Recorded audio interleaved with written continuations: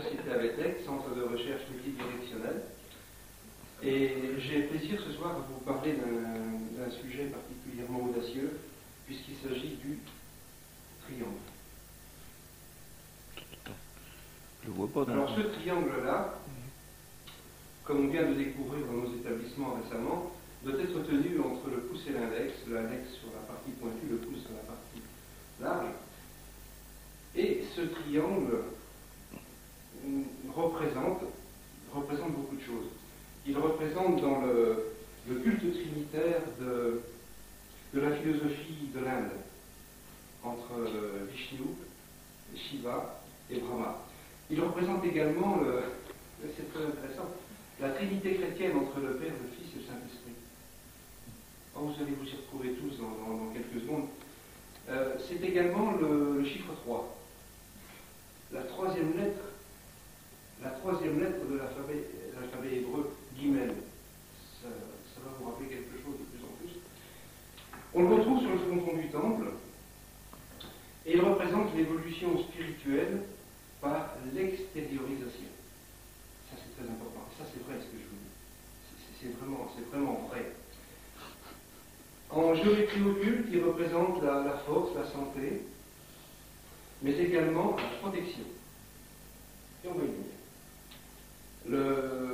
Il représente également le pentacle divin, avec les trois croix.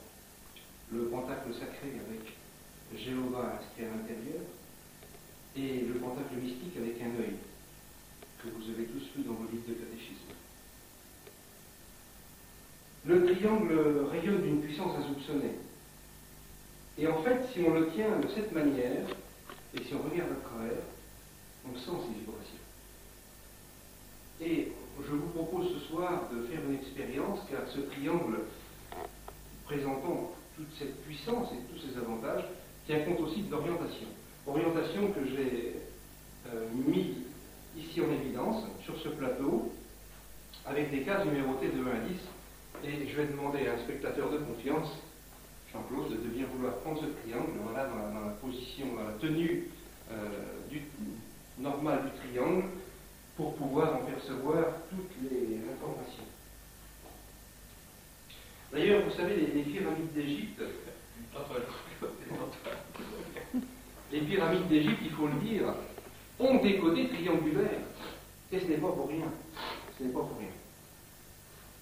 Alors, je vous propose d'appliquer les ressources du triangle ce soir à l'expérience qu'on s'était proposé de faire il y a maintenant 3 mois et demi sur la timbre-poste. Je vous ai apporté quelques petites enveloppes, et ces enveloppes ne viennent pas n'importe où, elles viennent du Yémen. Je pense que la caméra va pouvoir le voir, car le Yémen est un tout petit pays de forme triangulaire, comme chacun le sait.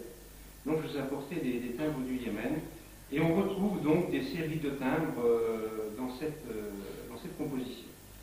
Séries complètement identiques.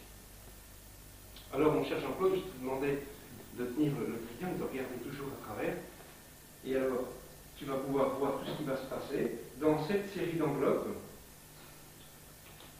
je vais simplement, on va les utiliser comme des cartes, je vais les couper, et toi tu me diras stop, quand tu le voudras.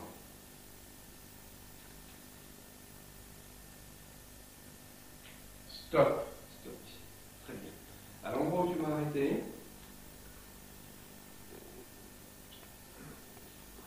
je vais poser les enveloppes dans l'ordre de la numérotation, inscrite sur la forme triangulaire de l'emplacement.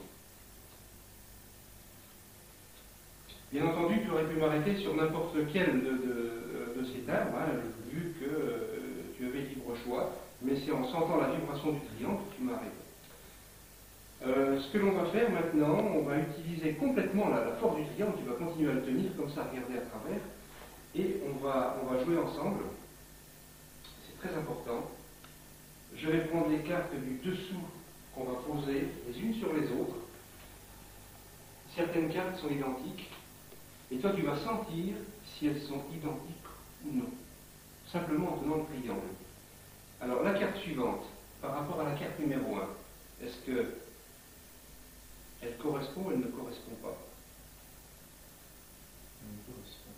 Elle correspond.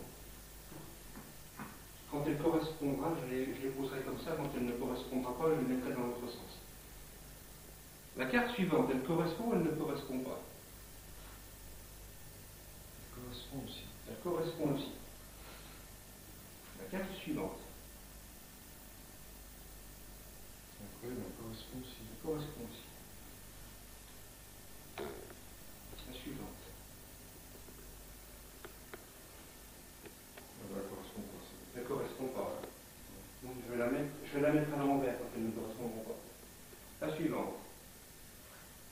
Non, Elle ne correspond pas non plus. Celle d'après. tout semble bien. Elle semble correspondre? Oui. Oui, tu es sûr? C'est toi qui le sens, hein? C'est toi qui as le triangle en main. Celle d'après, ne correspond pas.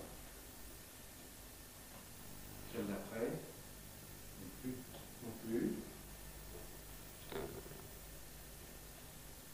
Celle d'après, Oh, c'est parfait.